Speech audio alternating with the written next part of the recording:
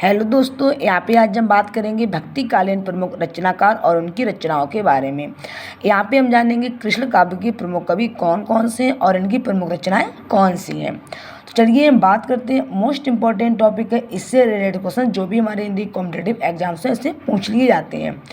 सबसे पहले यहाँ पे हम जानेंगे सूरदास जी की प्रमुख रचनाएँ कौन सी हैं। तो सबसे पहली रचना सूरदास जी की सूरसागर है। तो सूरसागर में क्या बताया गया है, ये जो सूरसागर रचना है ये श्री भागवत पद्धति पर आधारित है और इसमें द्वादश स्कंदों में कृष्ण भक्ति काव्य के बारे में बताया गया है। ऐसे में बात करूँ सूर सारावली की, तो ये जो सूर सारावली है ये सन 1548 ईस्वी में लिखी गई थी और इसमें सूरसागर की विषय सूची दी गई है। ऐसे में बात करूँ साहित्य लहरी की, तो जो साहित्य लहरी सूरदास जी की प्रसिद्ध रचना है ये सन 1550 ईस्वी में लिखी गई थी और इसमें सुप्रसिद्ध दृष्टिकूट पदों का संकलन है और इसमें नायका भेद जो श्रृंगार रस ग्रंथ ये प्रमुख इनका ग्रंथ है। ऐसे में बात करूँ परमानंद दास जी की, तो जो परमानंद दास जी का परमानंद सागर ये इनका जो प्रमुख कृष्ण काव्य है, इसमें किसके बारे में बताया गया, इसमें जो श्री कृष्ण भगवान होते हैं ये मथुरा को जाते हैं, ठीक है। इसके बाद इन्हें बमर गीत तक का इसमें प्रसंग दिया गया है। ऐसे में बात करूँ नंददास जी की अनेकार्थ मंजरी की, तो यहाँ पे नंददास जी के प्रमुख रचनाएं दी हुई हैं, कई रचनाएं इनकी हैं, इनके बारे में यहाँ पे हम जानेंगे। सबसे पहले रचना इनकी अनेकार्थ मंजरी आती है। ये जो अनेकार्थ मंजरी है ये कब लिखी गई थी, ये 1553 से 83 के मध्य लिखी गई थी और इनका ये पर्यायवाची कोश है, किसका, नंददास जी का। ऐसे में बात करूँ मान मंजरी की, तो ये जो मान मंजरी है ये भी नंददास जी की प्रसिद्ध रचना है। इसमें किसके बारे में बताया गया है, इसमें अमर कोश के आधार पर जो पर्यायवाची शब्दों का संकलन है वो इसमें किया गया है।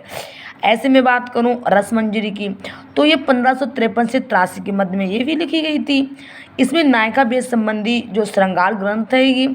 ऐसे में बात करूं भ्रमर गीत की, तो ये भी इसकी जो टाइमिंग है वो सेम ही, ये 1553 से 83 के बीच में ये लिखी गई थी और इसमें भ्रमर गीत परंपरा का जो उच्च कोटि का ये काव्य ग्रंथ है।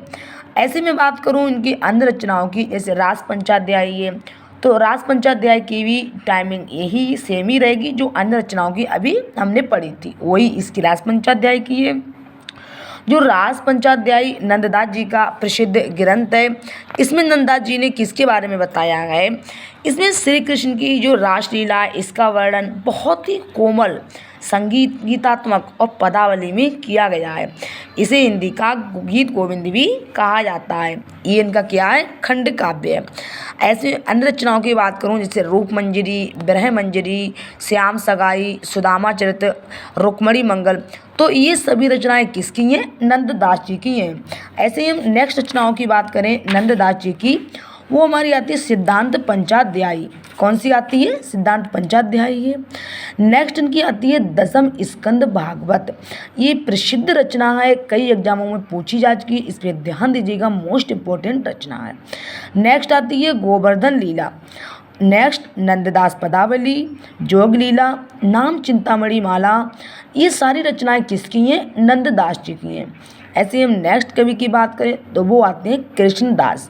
इनकी प्रसिद्ध रचना है जुगलमान चरित्र। तो कृष्णदास जी की प्रसिद्ध रचना कौन सी है, जुगलमान चरित्र, और ये कब लिखी गई थी, ये सन 1550 ईस्वी में लिखी गई है और इसमें किसके बारे में बताया गया है, तो ये जो जुगलमान चरित्र है इसमें राधा कृष्ण के प्रेम का श्रृंगारपरक चित्रण है। इसमें मतलब भगवान श्री कृष्ण और राधा जी के बारे में बताया गया है, उनका जो प्रेम है, ठीक है, उसका बहुत ही श्रृंगार में वर्णन किया गया है। नेक्स्ट आती है परमानंद दास जी की ध्रुव चरित्र। नेक्स्ट दान लीला है। ये जो दो रचनाएं हैं ये भी परमानंद दास जी की हैं। नेक्स्ट आती है कुंभन दास, इन्होंने फुटकर पद लिखी हैं। नेक्स्ट चतुर्भुज दास आते हैं जिन्होंने द्वादश यश, भक्ति प्रताप, हितजू को मंगल ये लिखा है।